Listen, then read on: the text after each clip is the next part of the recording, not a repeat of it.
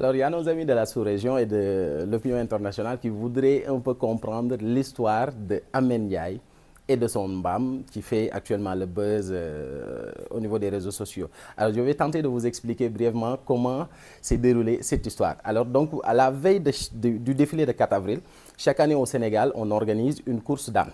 Alors, donc, l'enfant du nom de Amen Ndiaye était venu pour assister à la course avec son âne. Donc, lorsqu'on a donné le départ pour que effectivement les ânes puissent faire la course, l'âne de Amen Ndiaye avait systématiquement refusé d'avancer, ce qui a créé un peu la frustration de l'enfant, d'où il a commencé à tenir des propos tels que je ne comprends pas pourquoi l'âne refuse d'avancer, parce qu'à chaque fois qu'on donne à manger, cet âne est toujours le premier à vouloir se servir.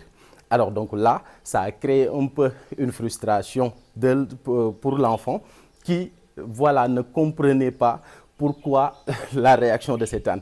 Et déjà, vous allez l'entendre dans les propos de l'enfant, il disait que une fois de retour à la maison, cet âne va voir de quelle boise je me chauffe. Alors donc c'était juste enfantin.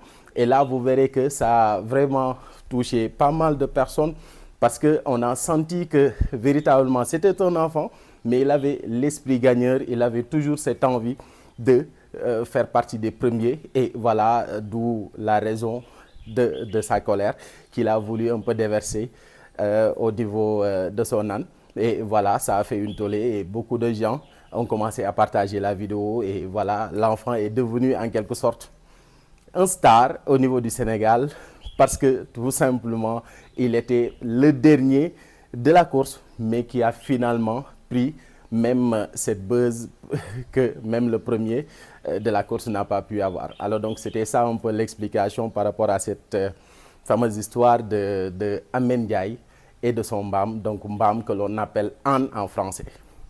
Voilà.